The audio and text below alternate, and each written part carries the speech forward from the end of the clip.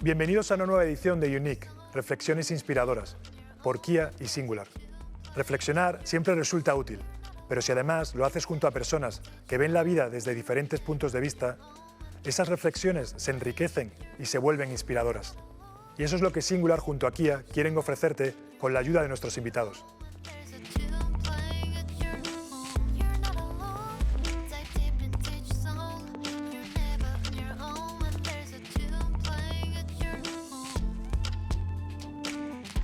Hola a todos, bienvenidos a Unique. Hoy vamos a hablar de bancos y hoy tengo a mi lado una de las voces más autorizadas del sistema bancario mundial y además orgulloso de serlo. Eso sí, también vamos a hablar y mucho de personas. Quiero empezar con una frase que decía el poeta portugués Fernando Pessoa. Procura ser quien eres, te amen o no. Antonio Simões, bienvenidos a Unique. Hola, José Manuel. Gracias encantado de estar aquí contigo hoy. Empezamos últimamente así. ¿Qué piensas de esta frase de Pessoa? Me encanta. Además, me encanta Pessoa y no sé si sabes, pero cuando me convertí en mecenas de mi universidad en Lisboa, elegí un poema de Pessoa también para el auditorio donde tengo mi nombre. Tiene ahí un poema de persona. No es este, pero me encanta Pessoa como poeta. Pero me identifico mucho con la frase que has elegido, es de Ricardo Reis, que es uno de los heterónimos de Pessoa, de Odas de Ricardo Reis.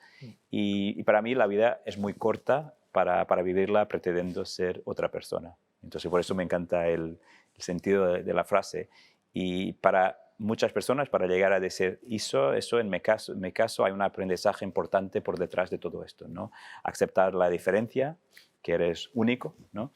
Que reconocer que todos tenemos algo que nos hace únicos y no pretender parecerte a los demás, ¿no? Y eso te lleva a vivir la vida de una forma más auténtica. Eso para mí es súper importante y no siempre fue mi caso, sobre todo cuando adolescente, ¿no? Sabes que estás en ese periodo que no sabes mucho y pasaron muchos años hasta, por ejemplo, que pude hablar abiertamente de mi sexualidad.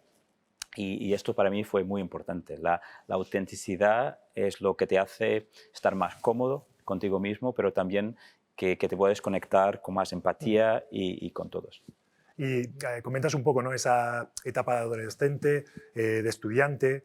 En Portugal, sabes que soy de Villanueva de la Serena. Bueno, que he estado ahí. muchas veces, estamos cerquita. Extremadura siempre está ahí con muchas cosas en común, ¿no?, con Portugal. Pero hay una cosa de Portugal, ¿no?, pues esa melancolía, esos fados, esa Lisboa, Porto, esa decadencia. ¿Lo notas? ¿Está en tu persona? ¿Qué te dice todo eso? ¿Lo has llevado, digamos, durante todo este tiempo y sigue estando esa persona dentro? Sí y no. Sabes que nací y viví en Portugal hasta que empecé a trabajar. De hecho, te decía, la universidad esa donde estudié en Lisboa. Así que digo que sí, porque soy muy portugués y soy orgulloso, ¿sabes?, de ser portugués. Y cuando era adolescente ahí era muy melancólico, ¿no? El fado, ¿no? En ese momento era Madre Deus, no sé si los conoces, que son un fado más moderno, y lo escuchaba. Y también tuve mi fase de heavy metal, tenía el pelo largo y teníamos una banda de rock, pero también tenía ese lado más melancólico. Y de hecho, todavía, ahora que vivo muchos años fuera de Portugal, lo escucho, ahora no tanto Madre Deus, pero Marisa, que es una otra cantante de fado, lo escucho con mis hijos también, Inés y Nico, que tienen 6 y 4 años, pero han vivido toda su vida en Londres, ¿no? Entonces muchas veces para ese lado portugués nostálgico, melancólico, escuchamos fado. Entonces sí, pero no de otro lado, porque no me reconozco mucho en ese lado más pesimista, ¿sabes? Hay una parte portuguesa más melancólica y yo soy más bien una persona optimista que no tiene que ver tanto con ese carácter portugués, pero más bien con lo anglosajón. Tú lo conoces de Estados Unidos, yo estudié ahí también ahí, y yo soy más de ver el vaso medio lleno y más optimista. Y ahora mismo, en estos tiempos de la pandemia, ahora una guerra, es un reto ser optimista. Pero para mí, soy el bueno de haber vivido en muchos sitios, es que puedes coger lo que te gusta de de Estados Unidos o de España o de Inglaterra o de Asia, ¿sabes? Escoger el mejor de cada país, pero la verdad es que me siento muy portugués y muy orgulloso de ser portugués. Y has mencionado, ¿no? Has viajado mucho, yo también tengo bastante experiencia, hemos hablado de lo positivo y de lo que a veces no es tan positivo, ¿no? De ese cansancio, ese viaje, ese jet lag, ¿no? Que hablábamos. Sí. Pero sí que es verdad que una cosa que me interesa es, desde muy temprana edad, desde muy joven, has tenido puestos de mucha responsabilidad, ¿no? Has ido creciendo, primero en McKinsey, luego en HSBC, luego en Santander, pero lo que más me ha llamado la atención es cuándo te das cuenta de que quieres ser banquero, por ejemplo, porque en LinkedIn, ¿no? Tienes puesto banquero y orgulloso de serlo. Entonces, explícame un poco esa transición, ¿no? Esos puestos de responsabilidad, cómo te has adaptado y cómo llegas a decir, es que esto estoy orgulloso porque me encanta. Sí, es como decía, orgulloso de ser portugués y orgulloso de ser banquero. Esto es más polémico, ¿no? Más controversial. Bueno, igual no se escucha tanto, ¿no? Sí, Y a ver verdad, cuál es el... Por eso creo que es algo importante, ¿no? Sí, pero es verdad que no estaría trabajando en banca si no estuviera orgulloso de ser banquero. Sí. Por eso lo comento, porque estoy convencido que la banca es un actor indispensable en la economía, ¿no? En el desarrollo económico de las personas y para el progreso, al final, el progreso de la sociedad. Y esto es porque estoy orgulloso de ser banquero. Para mí es muy importante desde el inicio de mi vida de tener un propósito, ¿no? Y ahora tengo la suerte de trabajar para una empresa que tiene casi 165 años, en 1857. Entonces vamos a cumplir 165 años este año. Este año, si miras a las empresas, por ejemplo, americanas o europeas, con más de 100 años, es súper raro, con más de 150 años es rarísimo. Y además en Santander yo estoy muy alineado con el propósito del banco, ¿no? Es un propósito que comparto de ayudar y contribuir al progreso de las personas y de las empresas. Y la razón por que me levanto todos los días para trabajar es construir un banco mejor. Yo hablo con el equipo de construir un banco mejor, creando un valor sostenible para los accionistas, por cierto. Todos los trimestres tenemos los números, pero un banco mejor para nuestros clientes, para nuestras personas, para nuestros empleados y con un impacto positivo en la sociedad. Y eso para mí es súper importante y al final tiene que ver con tener un banco más humano. Al final, todas las empresas estamos formadas por personas que trabajan para servir otras personas, que son nuestros clientes. Y es importante para mí no perder, decías que vamos a hablar de personas, no perder de vista esta humanidad, ¿no? De poner nuestras personas, sean los clientes, sean nuestros equipos, al centro de todo lo que hacemos. Y más específicamente, ¿qué te atrajo de el decir que quiero ser banquero? ¿Hubo algo específico? Y luego la segunda parte sería, ¿qué puede hacer la banca realmente, ¿no? para mejorar o para ayudar a la sociedad, ¿no? Lo has comentado antes, ¿no? De las cosas que nos pasan, que nos están pasando. Has comentado la guerra, has comentado otro tipo de cosas, pero ¿qué podemos hacer o qué podéis hacer desde la banca para mejorar eso también, ¿no? Entonces, la primera pregunta, ¿por qué banca, no? Sí. Yo me pregunto mucho esto también, pero mira, por ejemplo, ahora nosotros tenemos más de 150 millones de clientes. Entonces, la banca te da esa oportunidad, a mí me encantan personas. Entonces, de trabajar con personas, tenemos casi 200.000 personas trabajando dentro del banco, pero tenemos un impacto en más de 150 millones de clientes. Entonces, es un reto que increíble. Y yo cuando empecé en banca, es un poco esto de lo que te decía, de ayudar a las personas y a las empresas a progresar, ¿no? Al final, a cambiar el mundo a mejor, ¿no? Y lo hacemos por nuestros clientes, lo hacemos con nuestros clientes y por eso lo elegí, estoy muy orgulloso del impacto que tenemos. ¿Podemos hacer las cosas mejor? Mucho mejor. Y por esto hablo de un banco mejor, mejorarlo para nuestros equipos y para nuestros clientes. Hablas de una banca más humana, ¿no? Por decirlo de alguna forma, o más cercana, o contando con todo el mundo, que yo creo que es la clave, ¿no? Al final nos necesitamos unos a otros para que esto siga avanzando. Pero un tema importante, y creo que en estos últimos años más todavía, el tema de la tecnología. Y estando aquí en esta casa, aquí en Singular, te tengo que preguntar, ¿no? Un poco cómo en el banco habéis conseguido pues, introducir todos estos nuevas tecnologías que van avanzando y cómo os ha ayudado pues eso, a ser más humanos o a acercaros aún más a ese cliente final, no solo a los accionistas, sino en el día a día, ¿no? Sí, el mundo ha cambiado mucho, obviamente, y en el mundo online también para la banca nuestros clientes están a un clic de distancia, ¿no? A un clic de distancia de venir a Santander y a un clic de irse también, ¿no? Y como consumidores, tú y yo y todos nosotros hemos cambiado mucho nuestros hábitos, principalmente durante la pandemia, los últimos 2 años, y una gran parte de esos cambios han venido para quedarse, ¿no? Entonces, el mundo ha cambiado ya y nosotros lo vemos en nuestros propios datos. Cuando miramos aumento de clientes digitales que tenemos y ahora mismo la mitad de nuestras ventas, de todas nuestras ventas, ya se hace por canales online.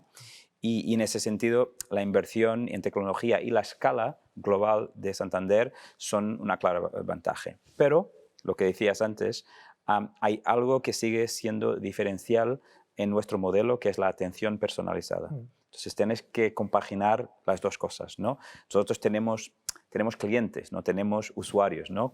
Nosotros conocemos su nombre, sus apellidos, porque conocemos sus familias, vienen a nuestras oficinas, ¿no? Y tenemos nuestra actividad diaria, me preguntabas, les permiten que tengan una casa o que van a la universidad o crecer su negocio. Entonces, es una relación mucho más personal. Incluso hoy por la mañana estaba en un acto de entrega de premios a pymes y hablábamos de esto, de pymes en autónomos.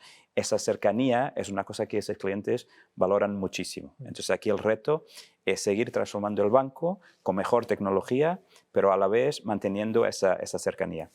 Y en un banco, como dices, 150 millones de clientes con 200.000 personas trabajando, tú estás arriba, ¿no? Como top. ¿Cómo es esa transformación? Porque no debe ser fácil, ¿no? ¿Qué resistencias o qué es lo que más te cuesta? ¿Cómo envías ese mensaje? ¿Cómo esa transformación tecnológica va pasando y hace que todo el mundo esté en el mismo, ¿no? A lo mismo, ¿no? Con el mismo objetivo de llegar a cumplirlos? Bueno, no es fácil y el sector lleva tiempo hablando de transformación, no hace mucho. Y si fuera fácil ya se habría hecho. Pero como le digo mucho a mi equipo, es importante y sin duda merecerá la pena, ¿no? Cambiar el banco y por eso cambiar la sociedad. Y aquí la clave es cultura, la cultura del banco. Sin cambio cultural es imposible cambiar y hacer cualquier cambio de negocio. Me encanta una cita de, como decía Peter Drucker, que es Culture eats a strategy for breakfast, ¿no? Que sería la cultura se come la estrategia para desayunar. Y esto es bastante importante. Puedes tener una estrategia más bonita, más perfecta, pero si no tienes la cultura correcta, no vas a cambiar el negocio y no vas a cambiar la empresa. Para mí hay un tema de humildad. Como hablamos mucho, yo lo hablo mucho con mi equipo, tenés humildad a tres niveles, para todos, para mí como CEO, para todo el equipo. Primero, la humildad para reconocer que algo no funciona, algo que hay que cambiar. Después, ser humilde para reconocer que no tienes todas las respuestas y si no las tienes, tienes que estar dispuesto a aprender formas nuevas de hacer las cosas. Y 3, la humildad y la flexibilidad de adaptarte a un entorno que cambia todo el rato, aún más ahora. Y después, por último, hay ese tema de humildad, pero también un tema de empatía. Eso para mí en un cambio cultural es súper importante. No puedes transformar un negocio si no tienes un equipo alineado y el equipo puede tener clara la estrategia, esa que hablamos, pero si no hay una conexión personal, humana entre el equipo, eso no funciona. Para mí es una parte fundamental. Yo empiezo todas las reuniones con mi equipo preguntando cómo te sientes, ¿no? Entonces empezamos, en vez de entrar directamente en los números y esto, normal, como nosotros empezamos, ¿no? ¿Cómo te sientes, no? Y no es ese de cuando te cruzas con una persona en un ascensor y cómo estás, ¿no? Es cómo estás porque si algo te preocupa, ¿no? Y si tienes a tu hijo enfermo, que me ha pasado mucho a mí, si estás de mal humor porque tu equipo de fútbol perdió la noche anterior o porque estás estresado con el trabajo, tienes un pico de carga de trabajo, o si has vuelto de vacaciones súper feliz y con las pilas cargadas y con mucha energía, ¿no?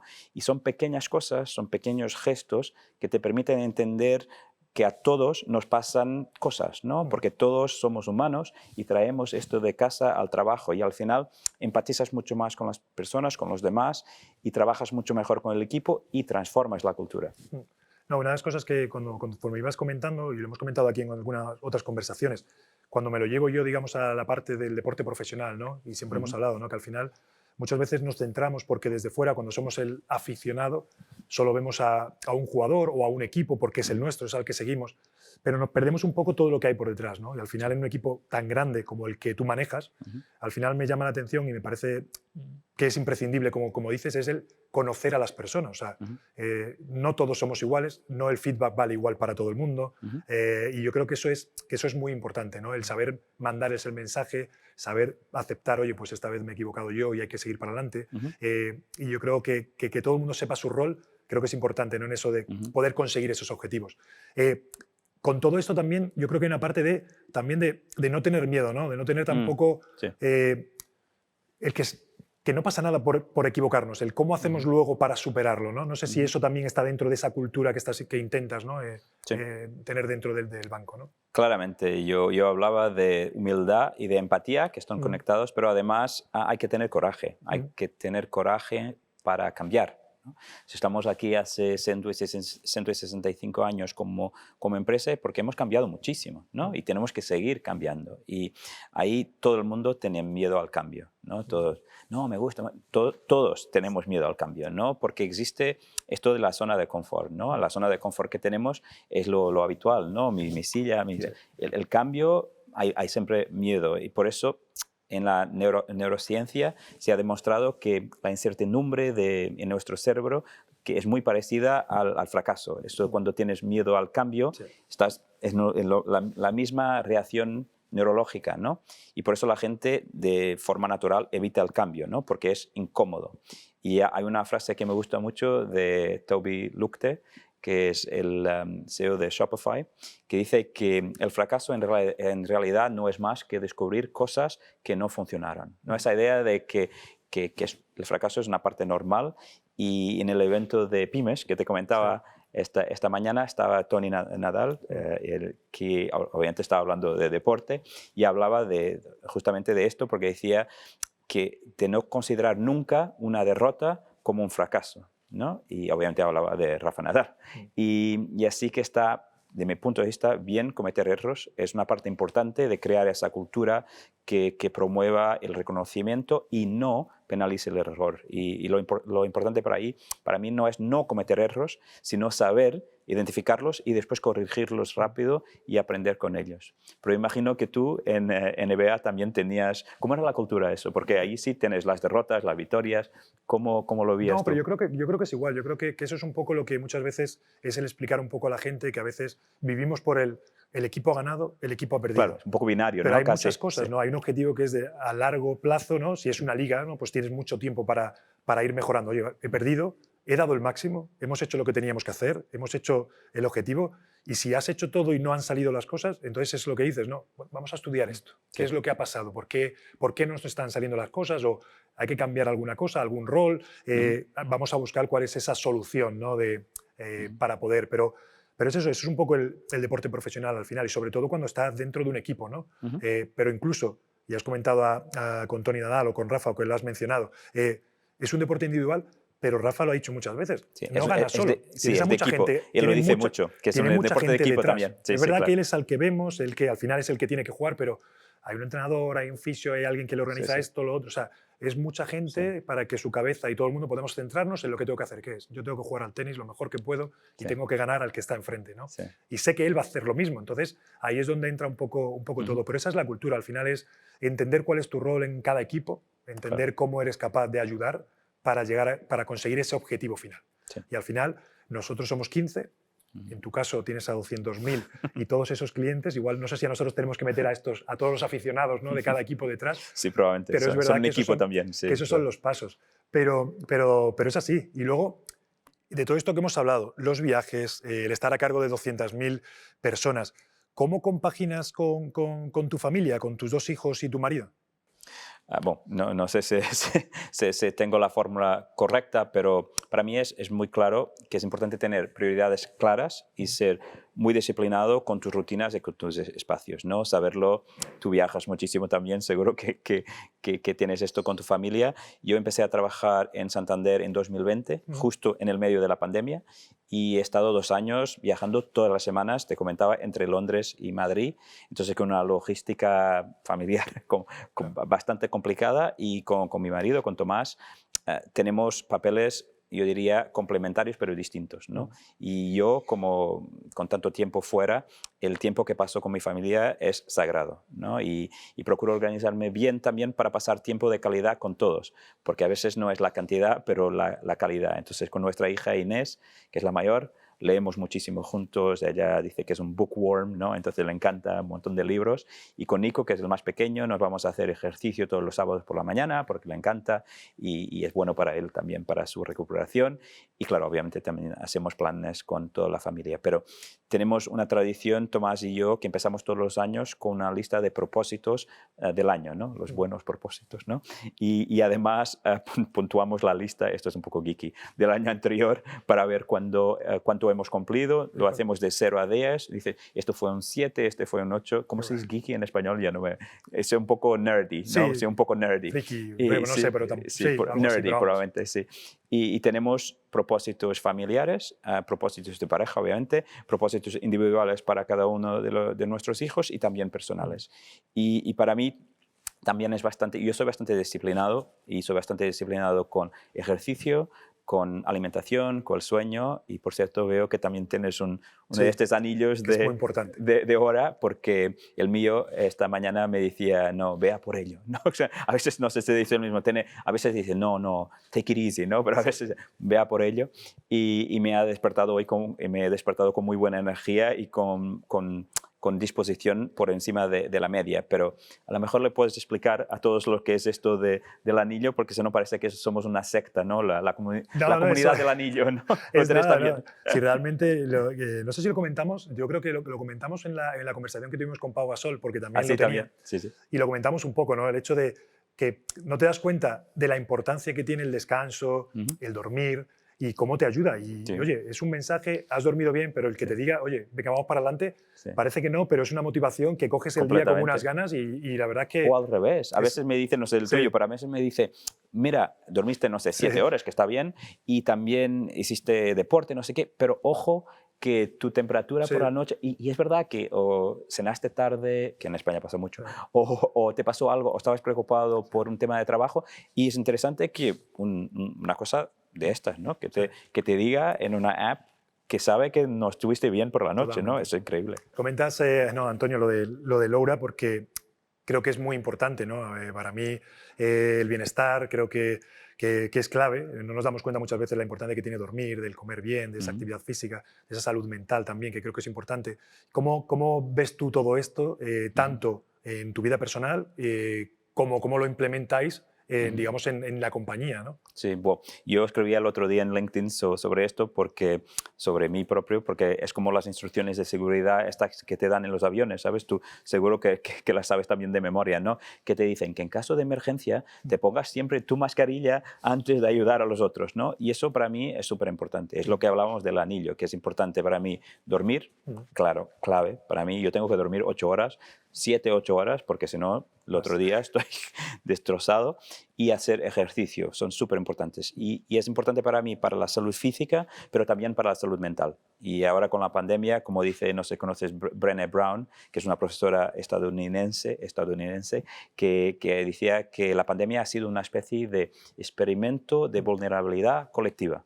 Y esto ha puesto en el centro toda la pandemia de la conversación temas de salud mental. ¿No? Para nosotros, como pareja, cuando nació Nico, estuvimos mucho tiempo en el hospital, porque Nico tiene 2 enfermedades genéticas raras, y mi terapeuta, ¿no? Fue muy clara. Me dijo que tenía que cuidar de mí mismo, primero, y de mi matrimonio, por cierto, porque iba a ser mucho mejor para todos, incluso para Nico, que si me olvidaba de todo lo demás para cuidarse solo de él, ¿no? Es como en el avión, ¿no? Acordarme de ponerme la mascarilla yo primero, ¿no? Y también lo hacemos, es un tema en el banco, como me preguntabas, es un tema central en las políticas todas que tenemos de bienestar del banco y al que hemos dedicado mucho tiempo precisamente y recursos en los últimos 2 años. Hace algo más de un año hemos nombrado un director global de salud y bienestar, se llama Pablo, y que cuida de nuestros 200.000 empleados en todo el grupo y como sabes, está demostrado que cualquier empresa, si tienes equipos y personas felices al final y que saludables, eso funciona mucho mejor, obviamente, que las empresas que tienen mala salud y en que los empleados no están contentos, ¿no? Y que todo el mundo pasa en algún momento por este tipo de cosas, ¿no? Sí. Que parece que muchas veces todos nos miramos y parece que es como los demás, ¿no? En la NBA ahora es obligatorio el tener a una persona encargada de esa salud mental, ¿no? Y ha habido muchos deportistas que durante los Juegos Olímpicos lo vimos con Simone Biles y se hizo un poco más grande, pero la NBA había pasado con varios deportistas que habían hablado, ¿no? Saliendo de, no, es que he estado deprimido, es que la presión, es que esto, es que cual.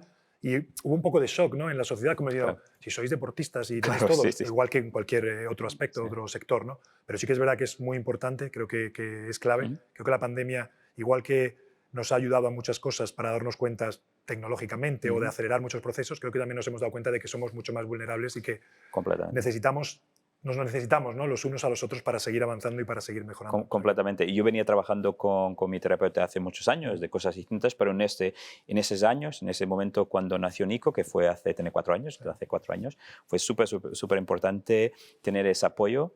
Y tienes que hablar de esto abiertamente, ¿no? Que como tú tienes tu entrenador físico, ¿no? Tener tu entrenador de salud mental es igual. Es igual.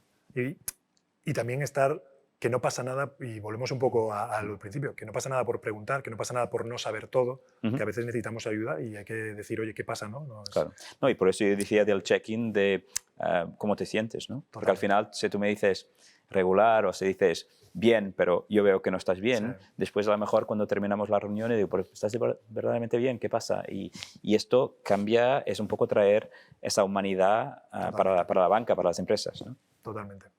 Es alucinante. Sí. Y yo para mí siempre comentaba lo de los hijos y cómo el tiempo en familia, yo siempre decía, cuando la gente me preguntaba eso, tenía muy claro desde el principio que cuando salía de la pista, dejaba el baloncesto de lado, ¿no? O sea, era tiempo para, sobre todo cuando la última parte de mi vida, pero incluso antes, incluso cuando era mi novia, que luego mi mujer, que luego hemos tenido los niños. Sí, porque tienes 3, ¿no? Tú tienes 3, ¿no? Tengo 3. Sí. Y era esa la parte, no era el decir, no, esto lo dejamos y ahora es tiempo para. Claro. Y al mismo tiempo, para mí era muy sano el hecho de que era mi forma de desconectar, porque es que si no, no para, y no paramos, ¿no? Y siempre hay algo. Por supuesto que si quiero buscar cosas, siempre podía ver los minutos que había jugado, si lo había hecho bien, si lo había hecho mal, qué tenía que hacer al día siguiente, y eso es importante. Pero luego tenía como espacios para mí, ¿no? Y esa es la siguiente pregunta. ¿Cuál es ese sitio o ese lugar en el que eres Antonio, sin más? Antonio, nada... El banco está de un lado, por mucho que seamos orgullosos de serlo, incluso, o sea, ¿dónde puedes realmente o te sientes realmente tú? O sea, claramente con mi familia, con Tomás, con Inés y con Nico, pero yo, la verdad, mi equipo, todas las personas que me conocen, yo soy muy auténtico, o sea, yo intento de ser exactamente la misma persona cuando estoy en el trabajo.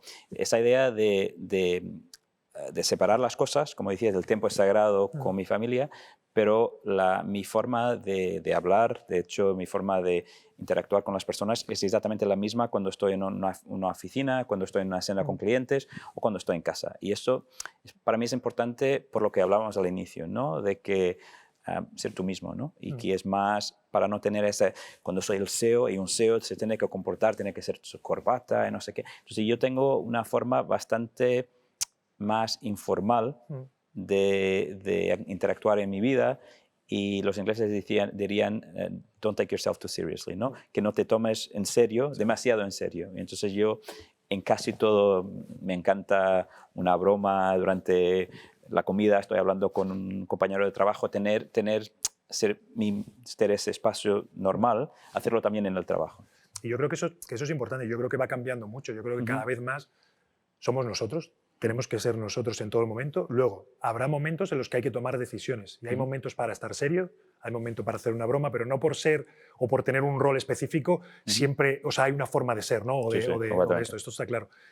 Nada, tengo un par de cosas más que me interesan antes de despedirnos.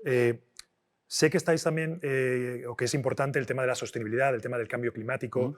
¿Cómo desde vuestro puesto, cómo lo veis? ¿Qué son los pasos que estáis siguiendo? ¿Qué es lo que queréis o cómo os veis dentro de unos años?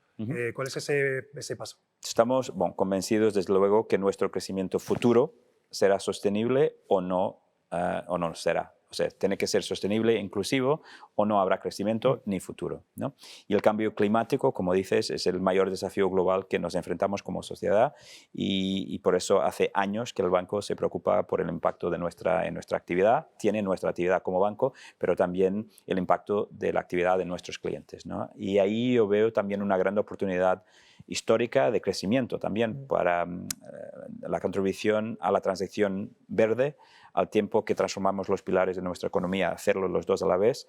Tenemos que aprovechar ahora mismo aquí en España, en Europa, los fondos europeos que tenemos del Plan de Recuperación y Resiliencia, de Next Generation Funds, y el reto es que seamos capaces de canalizar las ayudas para las empresas que las necesiten y que puedan aprovecharlos y ganar competitividad y impulsar la recuperación económica. Y para eso, nosotros como banco somos líderes de financiación de energías renovables desde hace muchos años y queremos acelerar ese desarrollo de proyectos renovables y dinamizar la inversión en este tipo de activos. Dos, tenemos un compromiso de movilizar 220.000 millones, 220 billion, ¿no?, de financiación verde hasta 2030. Y por último, una ambición de alcanzar 0 emisiones netas de carbono en todo el grupo en 2050, ¿no? Tenemos varios primeros objetivos en los próximos años de descarbonización, ¿no? Y sobre todo queremos acompañar a nuestros 150 millones de clientes, lo que hablábamos antes, porque el impacto verdadero que podemos tener es ayudarlos a ellos en su transición, porque obviamente el banco tiene nuestra huella de carbono y lo que hacemos, pero el impacto de verdad, ayudarlos a ellos a llegar a una economía neutra en carbono, dándoles también alternativas a ti como cliente, espero que seas cliente, alternativas de tomar decisiones verdes y así todos juntos contribuir a un futuro más sostenible en nuestro planeta. Y nada, nos solemos despedir con esta última parte, pero o sea, realmente va a haber muchos niños que querrán ser banqueros, inspiras a mucha gente, habrá mucha gente que querrá llegar a ser CEO de los bancos más grandes, de la compañía que fuese. Pero, ¿qué inspira a Antonio Simoes? Y ahí acabamos. ¿Qué me inspira? Esto es una pregunta importante. Las personas. Yo todos los días me inspiran las personas, la interacción que tengo con la gente, con mis equipos, con mis clientes. Estupendo ahora que podamos volver a hacer cosas juntos, ya sin mascarillas y después de 2 años largos de pandemia, especialmente duro para personas como yo, ¿no? Yo estaba cambiando de trabajo, de empresa, de idioma también. Pero además también me gusta buscar inspiración en los libros, ¿no? En esos viajes llevo siempre un montón, mi equipaje suele pesar más de lo que normal por cargar libros ahí entre Londres, Madrid, Lisboa, Varsovia. Y un libro que estaba leyendo ahora que es bastante interesante es Antifragile, ¿no? Antifrágil, ¿no?, de Nassim Taleb. Y él habla mucho de esto, de que los antifrágiles son los que son capaces de utilizar su experiencia de un momento de shock para volverse más fuertes. Y eso para mí es un concepto súper interesante, ahora mismo bastante relevante para lo que estamos pasando. Y esa capacidad de adaptación es lo que hace que sean más resistentes a desafíos futuros, ¿no? Cuando eres resiliente, que es el otro concepto, resistes bien a los golpes. Pero cuando es antifrágil, eso no te mantienes igual, sino que te mejora, ¿no? Y eso para mí es un concepto interesante. La mayoría de lo que leo es en inglés, pero ahora desde que estoy en Madrid leo bastante en español también y me inspira mucho España, como la cultura, el idioma, la sociedad. Me encanta conocer distintas partes de España. Y otro libro que estoy leyendo ahora es Madrid, de Andrés Trapiello, y que está coincidiendo justo, que te comentaba, con la mudanza de mi familia de Londres a Madrid. Así que en España me he sentido muy, muy acogido, como en casa, así como aquí contigo. Pues nada, ha sido un placer.